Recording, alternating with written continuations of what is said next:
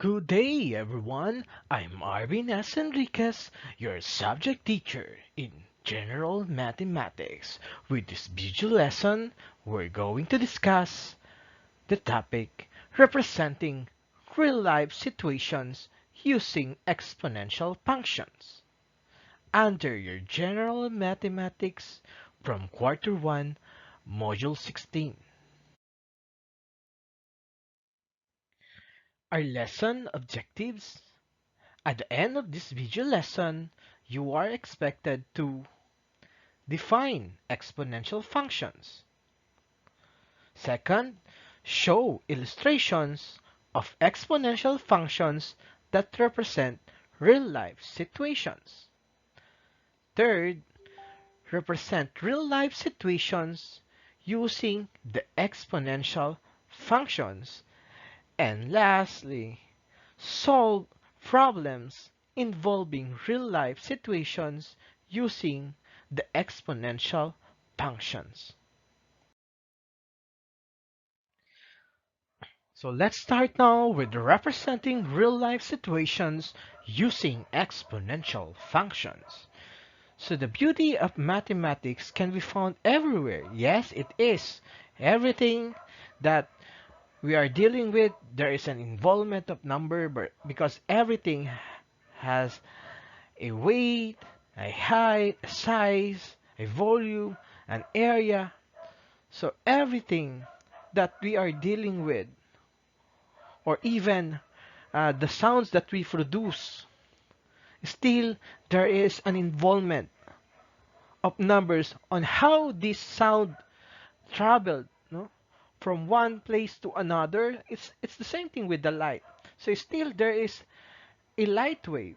So there is still an involvement of a number. So meaning to say that mathematics can be found everywhere. Sometimes you are not aware that in front of you are situations we can which can be written as a mathematics model. That's why we simply apply the concept of your functions for us to represent such conditions that we are dealing with, or we can use one or more functions. We can apply the concept of your piecewise function or the function itself. Some conditions in life increase and decrease tremendously, such as the growth of bacteria, interest of an investment, or an amount loaned, depreciation or appreciation of the market value of a certain product. Yes, it is, no? And even the decay of microorganism. Those are uh, things that we can look, no, in a real life scenario wherein we can apply mathematics model or models. So these real life situations exhibit exponential patterns. So with this kind of real life situations, we can apply the concept of your exponential patterns. In a simple word, we can just use, no, your exponential functions for us to represent these real life situations that I mentioned a while ago. So this lesson is about modeling real life situation using exponential functions like population growth, population decay, growth of an epidemic, interest in banks, and investments. So these are real life situations wherein we can apply, or we can use your exponential functions in such a way that we can visualize more, or we can uh, assess, these real life situations that we are dealing with. So let's deal now with the formal definition of your exponential function. So when we say exponential function, an exponential function with the base b is a function of the form. So we follow this form. For us to define that this function is an exponential function, we need to satisfy the given conditions. First, that f of x is equal to your b raised to x, or y is equal to b raised to x. So as you can see, we can replace f of x using your y here. So we can rewrite f of x is equal to b raised to x by simply using your y now, and y can be equal to your b raised to x. So it's the same thing. But again, no, we need to satisfy these conditions here, that your b, or the value of your base here, is greater than 0 and not equal to 1. Meaning to say, we really need to make sure and to check if the given base is greater than 0 and not equal to 1. If the given base is negative number, is a negative number, meaning to say that the given function is not an exponential function. Because before we conclude that the given function is an exponential function, we need to satisfy this condition, that your base is greater than 0 and your base is not equal to 1.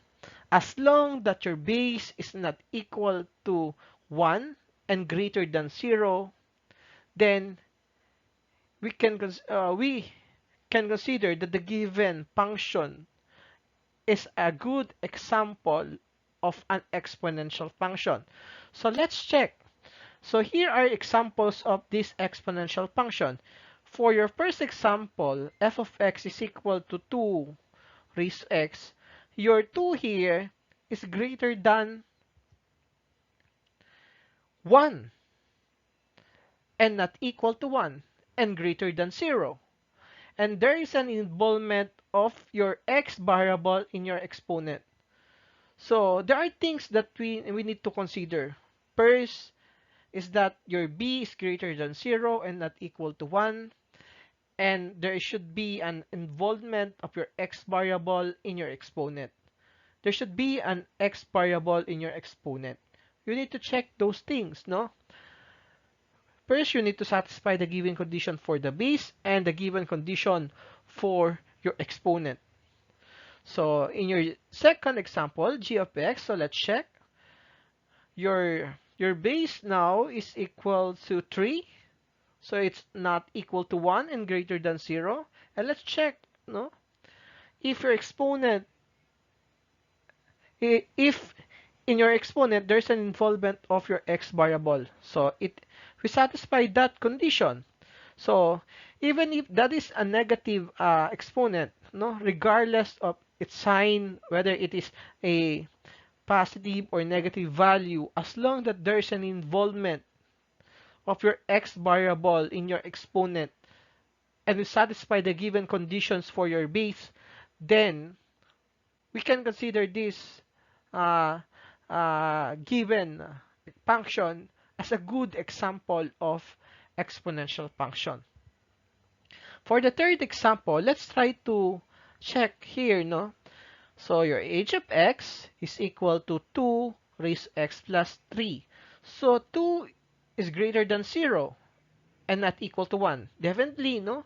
That your 2 is not equal to 1 and greater than 0. Let's check your exponent. Your exponent here, as long that there's a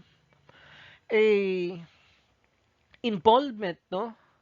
An involvement of your x variable in your exponent, even if that is an expression or no, even if your exponent is an expression, then as long that there is a variable x in your exponent, no, a single variable x in your exponent, is still that the given function is an exponential function. So here, for the last example for this exponential function, so your base here is 1/2. 1/2 is greater than 0 and not equal to 1. So we satisfied both your conditions being given to your base, no? That 1/2 is not equal to 1 in reality, and that is true. 1/2 is greater than 0.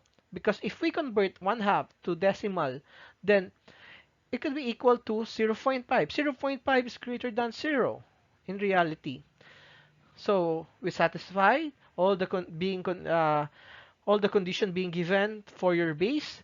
Then for your exponent, again, no, as long that there is an involvement of your x variable in your exponent, regardless whether your exponent is a positive or negative value, it's fine as long that there is a single variable, which is your x, being attached, no, to your exponent. So that's how we deal with your exponential function. So those are good examples of exponential functions. Again, we need to satisfy that your b is greater than 0 and your b is not equal to 1, and there is an involvement of your x variable in your exponent attached to your base on this exponential function. So here, let's try to recall, no, the concept on how we evaluate functions. So for example, number 1, so there's a given function here. This is f of x is equal to 4 raised to x. Or this is a good example of an exponential function. So we're asked to evaluate, no?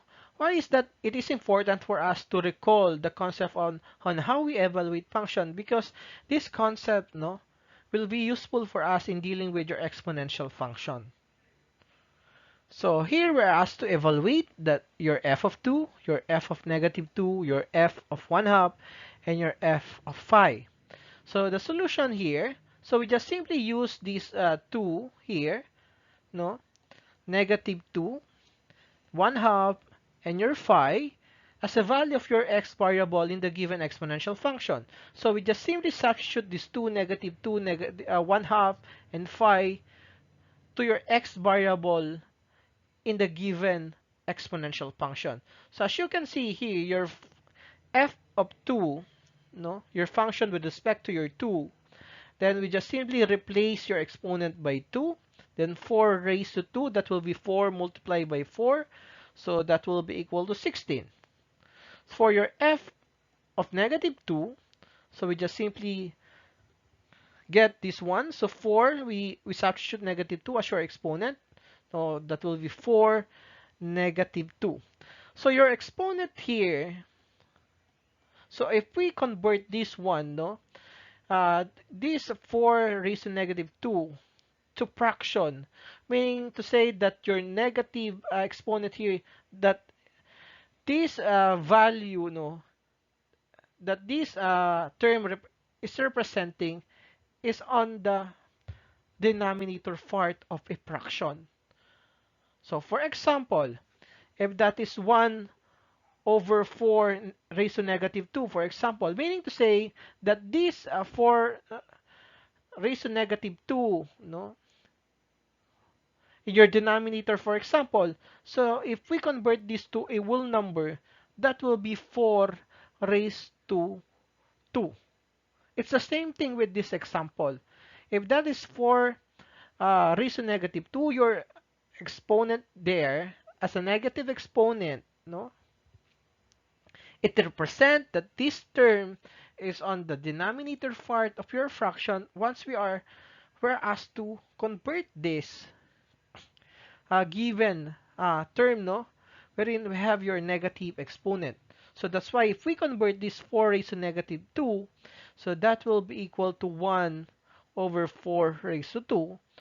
So it becomes 1 over 16 because 4 multiplied by 4 in your denominator, that it can give you a positive 16.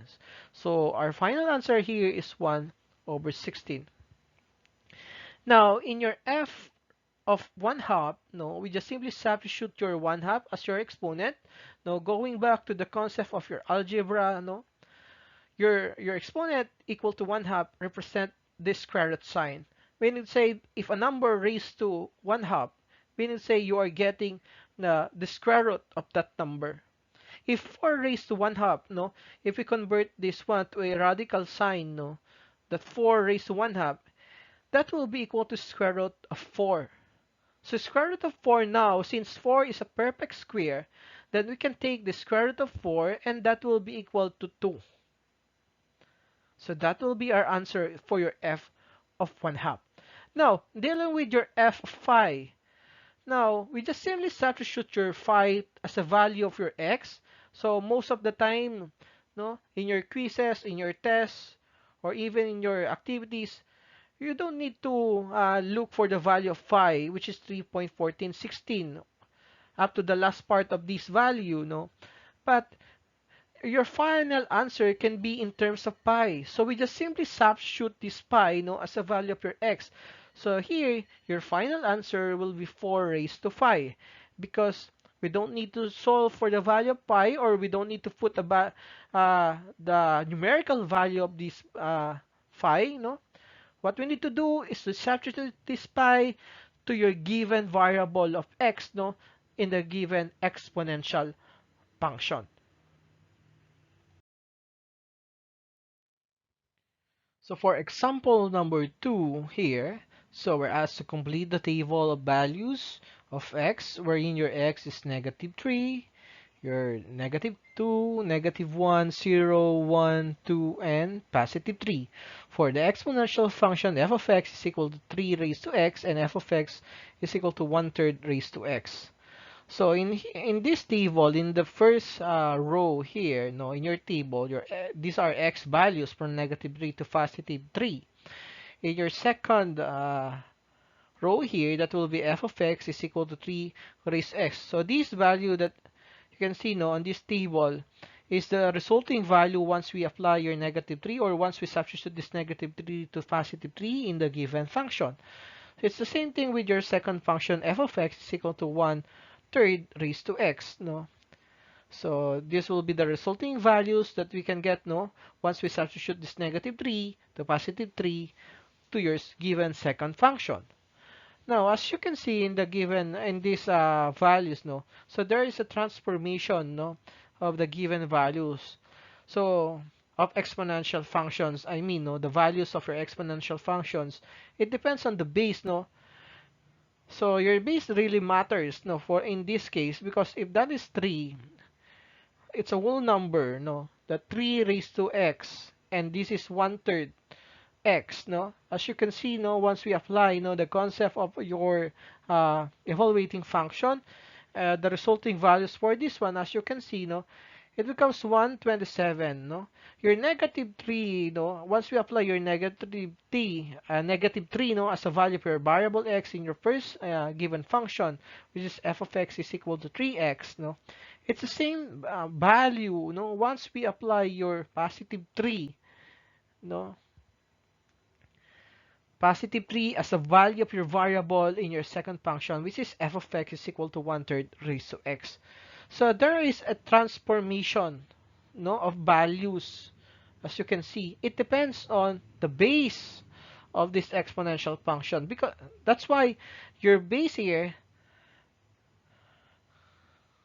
So every time that we are dealing with in this type of exponential function, base matters, no, because it gives you a transformation of values wherein we can visualize, no, the behavior of these values, that once we put a certain values of range of or interval of your x values for this one, then it can provide you the same value at some point, no, because your base matters, no, for this thing.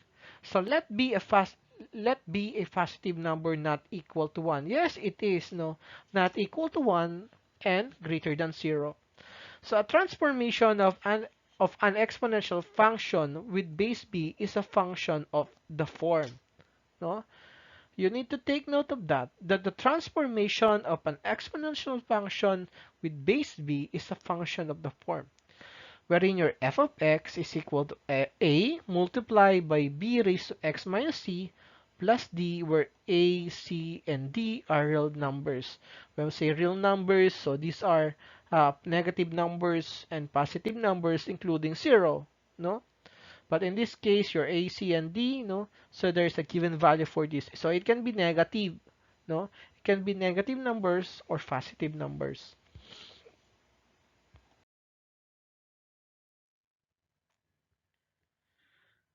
So the following are examples of representing an exponential function in real-life situations. For example, number 1. So suppose a culture of 300 bacteria at MJD farm is put into a petri dish and the culture doubles every 10 hours. So there is a growth here. So give an exponential model for the situation. So how many bacteria will there be after 90 hours? So the question is that how many bacteria will be there be after 90 hours? So for the solution, no, here, so you should assign a variable, no, for a number of bacteria. So we simply use your y as a variable that will represent the number of bacteria because we are dealing with now with an exponential model or function that will represent, no, the number of bacteria being doubled, no, right after 90 hours. So at t is equal to 0 and y is equal to 300. Because if your time is 0, because we started from 300 bacteria. So I mean to say that your time is 0, even if your time is 0, no, at the beginning, we started with 300 bacteria, I mean. That's why your t is 0 and your y is 300. Now, if your t is 10, what will be the value or what is the number, no? That we can map on this as the number of bacteria if your t is equal to 10 hours. So your y now is equal to 300 multiplied by 2. So that will be equal to 600. Why is that we multiply it by 2? Because there is a keyword there that the culture doubles, no, every 10 hours. Meaning say right after dealing with your 10 hours, the number which is 300 bacteria, no, it is being doubled, no. That's why we multiply it by 2 for us to get the total number of bacteria right after 10 hours. So what if your t now is equal to 20? So your y now is equal to 300 multiplied by 2 is square. Why? We need to square your 2 here because you, again, no, it's a clarification that your 2 here is the exponent of your 2 here, not your 300.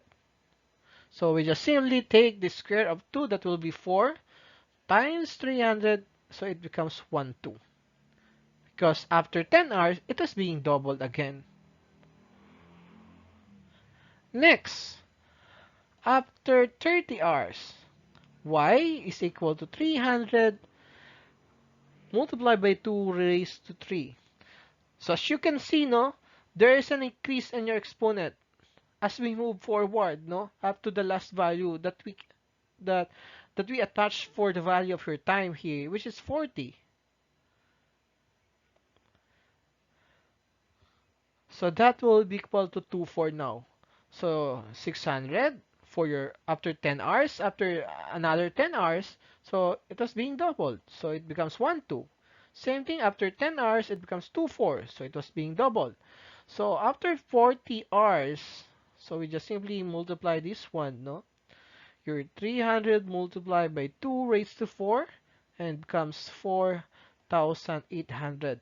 So meaning to say that your 2 4 here after 10 hours, it is being doubled. So an exponential model for this situation, we can use this one, no? We can use this one, the 300 over 2 here, no?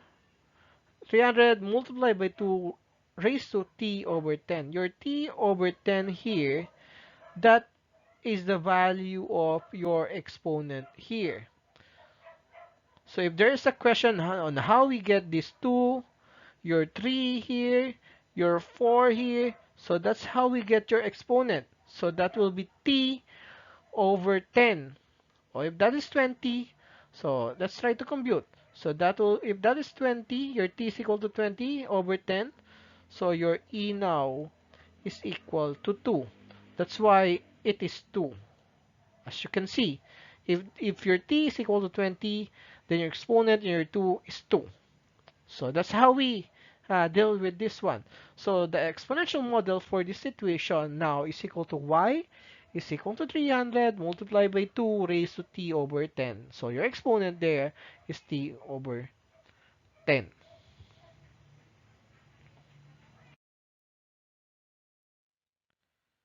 So for letter B, we're asked to find the value of the number of bacteria right after 90 hours. So we just simply apply, your given exponential models. So that will be y is equal to 300 multiplied by 2 raised to 90 over 10. That will be t over 10. So it becomes 300 multiplied by 2 raised to 9, or your y now is 153,600. So there will be a 153,600 bacteria after 90 hours. So this value can be mapped to your 90 hours because this will be the value of the number of bacteria right after 90 hours. So here, the exponential models and population growth. So suppose a quantity y doubles every t units of time. So if y sub o is the initial amount, so that will be your 300. Then the quantity y after t units is given by, so we just simply adopt these exponential models to represent this given condition. And for us to find the value of number of bacteria after a given period of time, no?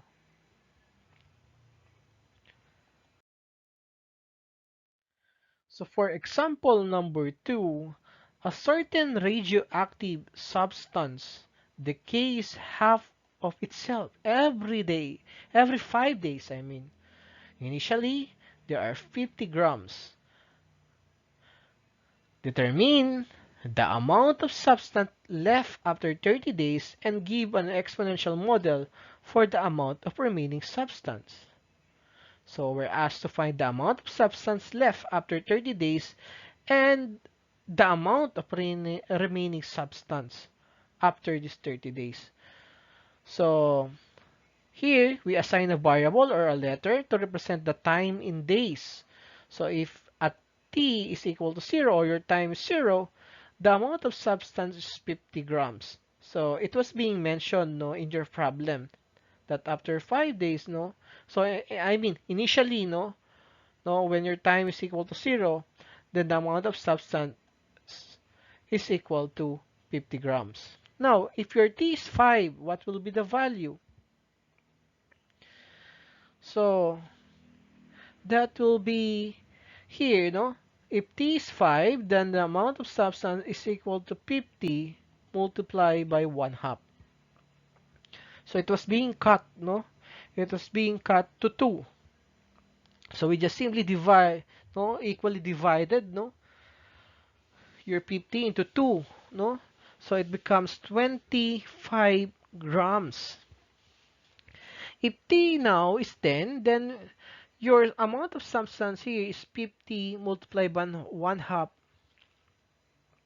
raised to 2.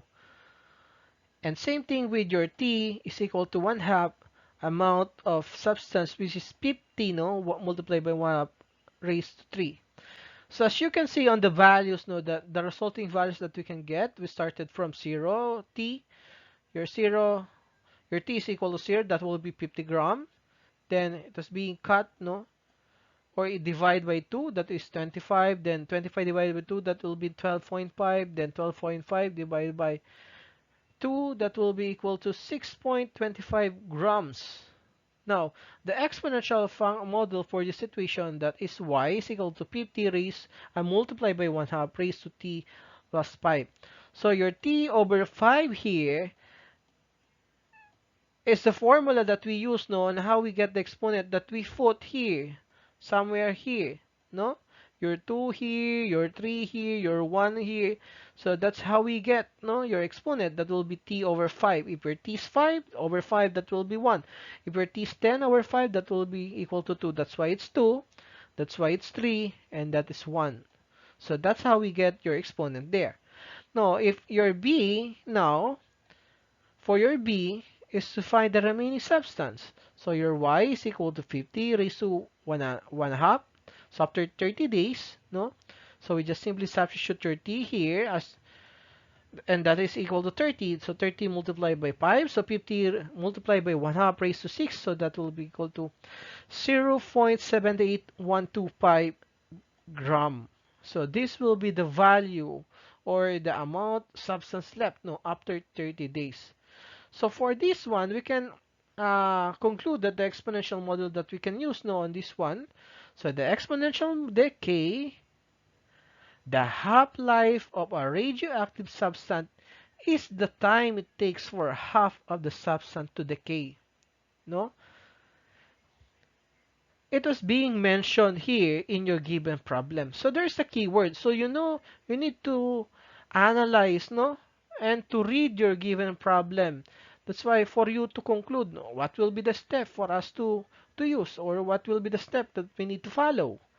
So that's how we deal, no, with this kind of problem dealing with your exponential function.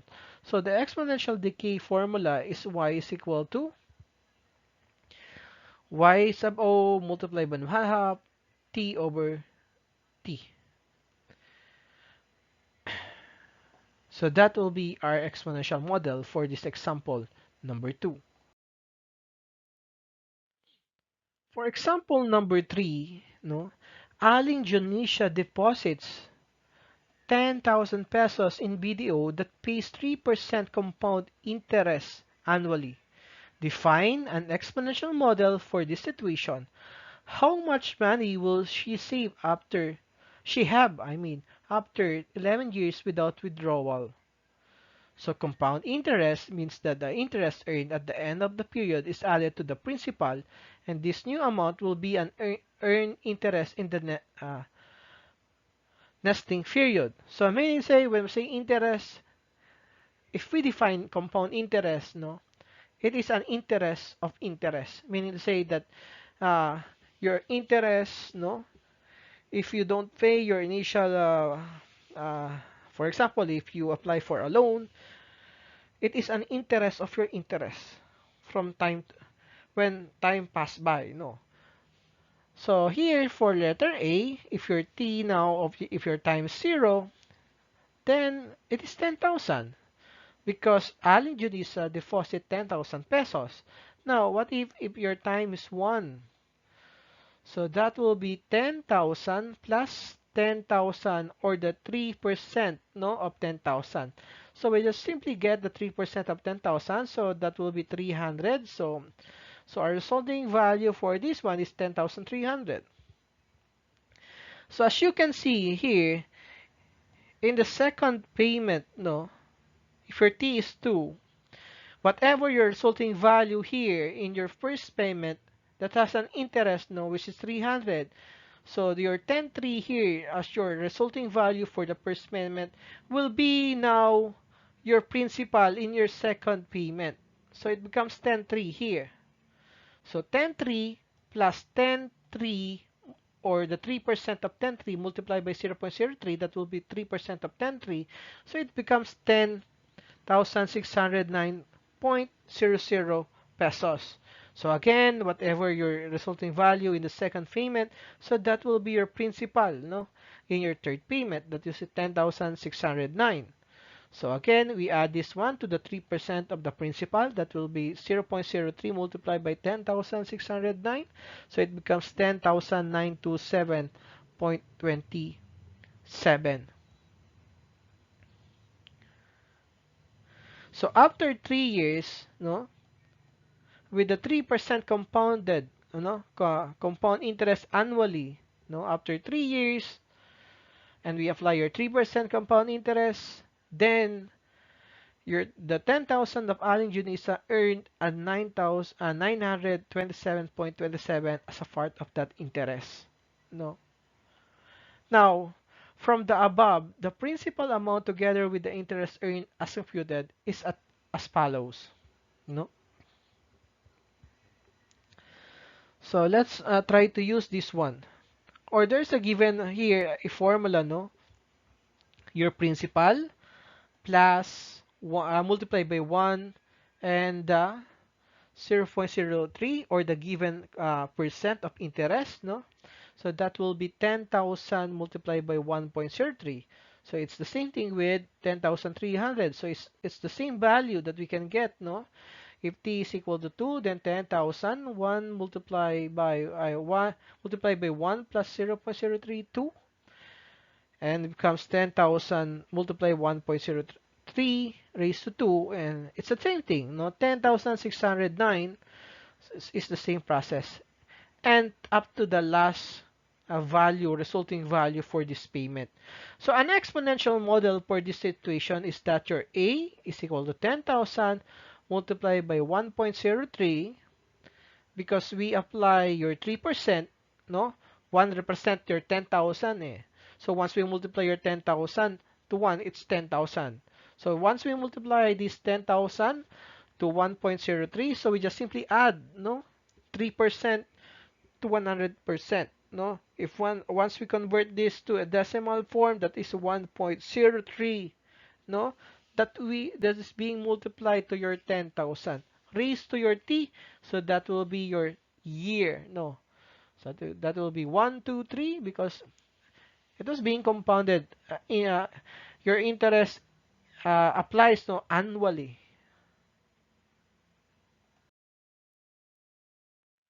So for letter B, your A now is 10,000 multiply 1.03 raised to 11. So after 11 years, no, the resulting value is 13,842.34. So there is a interest of 3,842.34 pesos after 11 years. Once you put 10,000 in a bank and it is 3% compounded annually, no, then it will earn an interest of 3,842.34, no, after 11 years. So compound interest, if a principal P initial amount of money is invested at an annual rate of R compounded annually, then the amount after T years is given at, or given via your A is equal to P multiplied 1 plus R raised to T. Your R is the uh, percent of interest. No, your P here is the principal. Your here is the amount, no, the future value of this money. A will represent your future value, your P will represent your principal, and your R will represent the rate of interest, and your T, that will be your time in terms of year.